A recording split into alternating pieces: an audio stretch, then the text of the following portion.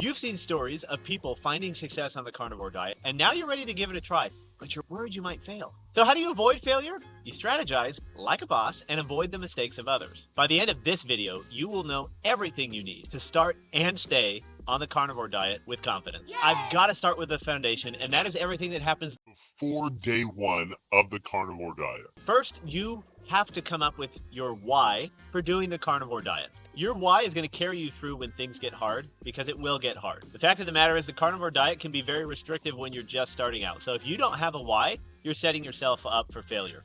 Everyone's why is going to be personal and different to them.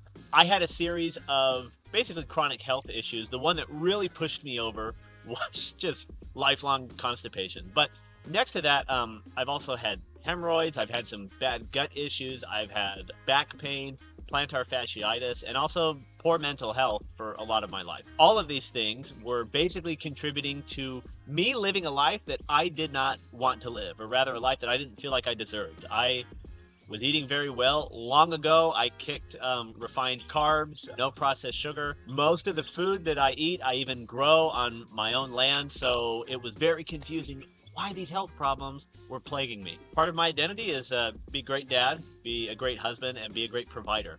And all of these things were contributing to me being someone who wasn't really me.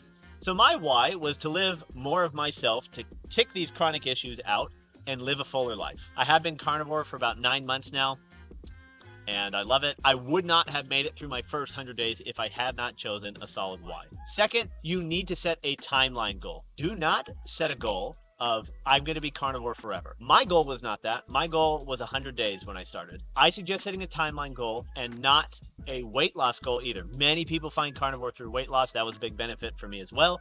However, I do not recommend setting a goal of like, I will be carnivore until I lose 20 pounds. Please do not do that. The big reason is to feel like what's in your control. The days going by and you being an honest, carnivore, that's within your control, okay? And the third, and this is very important, is please go shopping before you do carnivore. Shopping for all of your favorites and kicking things out of the house, get them out of sight, out of mind. You're gonna have a much better time when you have a fridge and freezer full of your favorite meats and animal products. Now let's pretend that tomorrow is day one for you. Come on, what's this? Now I'm gonna go over some rapid fire strategies and mental models that are gonna help you through your first week. Okay, the first one is what I call the Sheryl Crow method. You know what I'm talking about. That makes you happy. So pick foods that make you happy. If that's bacon, load up on bacon. If that's chicken thighs, load up on the chicken thighs. If that's ribeyes and you can afford it, stock up with ribeyes. But make sure that your first week is stuff that you enjoy. Because when it's a joy to eat, that's kind of the best case scenario for any diet, right? Okay, next. Let's say it's day one, okay? You wake up, you get moving. I'm gonna tell you, do not overthink your first few meals, okay? I know if you watch a lot of carnivores, you'll hear people talk about their eating windows or eating only one meal a day, fasting windows. Don't worry about that. Listen to your tummy and eat when you're hungry. So here's how I live that out, or I should say rather my wife lives that out in our house. So she's really good about when she's hungry in the morning, maybe she planned on fasting that morning, but she's hungry. She rolls with it and makes about 3 or 4 eggs, tops it with goat cheese, and maybe some hot sauce on top of that. So just with those 3 ingredients, she has a really good meal, good amount of protein, a very good amount of fat, and it's ready in 5 to 10 minutes. Next point is make it easy for yourself. Okay, there's a lot of carnivores that talk about really cool, innovative ways to use cheese and animal products to make these cool dishes that pretend that they're not carnivore. And that's fine, that's good. Honestly, please don't start with that. Make it easy for yourself. Eat the staples. You've been doing carnivore for not even a day. I promise you, you're not going to get sick of steak and chicken thighs and bacon, butter, and eggs, okay? If you don't want to cook a big elaborate meal, please don't do it. The foundational foods in the carnivore diet are going to serve you just fine. Now, another note on making things delicious, let me talk about spices, okay? You can do a lot with salt. Some carnivores disagree about pepper. I use a little bit of pepper, especially on steaks.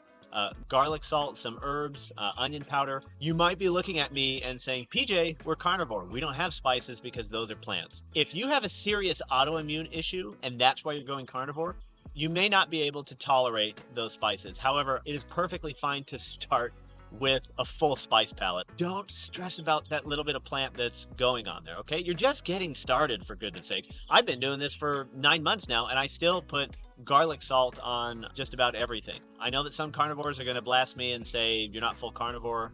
That's fine. Call me what you want. I don't really care what other people think about this. I'm just telling you my experience is I've been just fine with a small amount of spices. Because the point of this is enjoying it. If people treat the carnivore diet like a diet and not a lifestyle, it's gonna suck, okay? So make it fun, make it enjoyable, and shoot, after 60, 90 days, you wanna start inviting spices out of your kitchen, or you just wanna work through that garlic powder until it's done, like, more power to you. That's awesome. I honestly applaud that, but don't feel bad if you indulge in some spices. Just enjoy life. Okay, next one is set yourself up for success with quick food. So you'll remember that I said, do your shopping before day one. All right. So you've got your bacon, your ribeyes, your chicken thighs, your butter.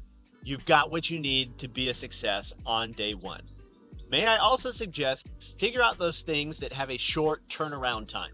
So I'm talking about eggs are a big one. Another quick one is yogurt or cottage cheese. There are good, bad, medium versions of all these things, but if you like yogurt or cottage cheese, that's a good one if you just need a little something to hold you over until meals, because you might not be fat adapted when you start out on this diet. Another one is beef jerky. Honestly, about 80%, maybe even more, of beef jerkies that you're going to find out there are not carnivore approved. Now, I won't judge you if you're in a pinch and all you have is like gas station beef jerky. You do what you got to do. The point is, set yourself up for success when you go shopping. Realize that not every bite of food that you eat is going to actually be from a meal. Okay, you need to know how sleep affects your appetite. Adjusting to a carnivore lifestyle does affect your sleep.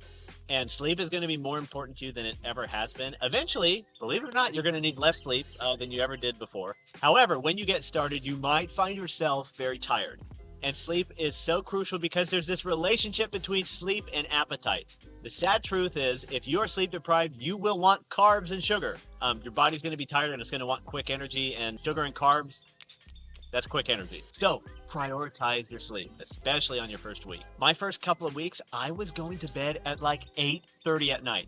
My wife and I would put the kids to bed, and honestly, we'd go to bed like right after that when we were adjusting to carnivore. So in your first week or two, honor that sleep, because if you do not, you're going to crave sugar and carbs the next morning. So go to bed. I'm talking to you. Your adaptation to this lifestyle will be so much easier if you are prioritizing red meat. Now, when I am talking about red meat, I mean ruminant red meat. So that's going to be your beef, lamb, bison, and the like. I am not talking about pork. And I know a lot of you love to tell me in the comments that pork is red meat. Technically, yes, from a culinary mindset, it is very different from beef or lamb or bison. From a dietary mindset, it is very different from beef, lamb, or bison. Ruminant red meat is going to have a lot more omega-3s, which is a very attractive quality. I just did a whole video about lamb. If you haven't had lamb, you should watch that video. I'll convert you to eating lamb on the carnivore diet. But ruminant meat has higher degrees of hem iron than pork. And hem iron, or heme iron, is very beneficial because it's the most bioavailable form of iron. And that's going to be important because when you feel tired, sluggish, deficient during the first few days, that iron is going to help you with that.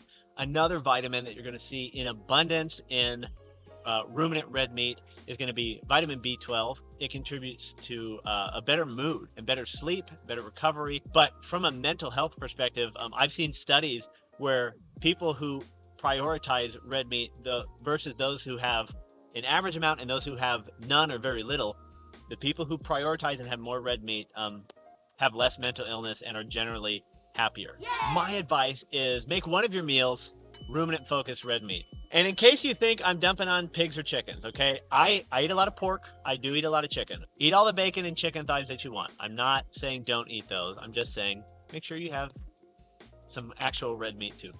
Okay, so let's say you made it to day 6 and it's the weekend. You're taking your kid to one of their friends' birthday parties and you know that there's going to be popcorn and pizza and cupcakes and ice cream. What are you going to do? There are a few strategies to stay the course past your first few days. I lay all of those strategies, tips, and details out really well in this video. What I've shared today is going to get you through week 1. That video is going to get you through week 2 and beyond. Good luck starting the carnivore diet. I gotta go right now because we're having lamb burgers for dinner, and I'm making them. I'm making the lamb burgers, so I have to go. I have to go do that now. So.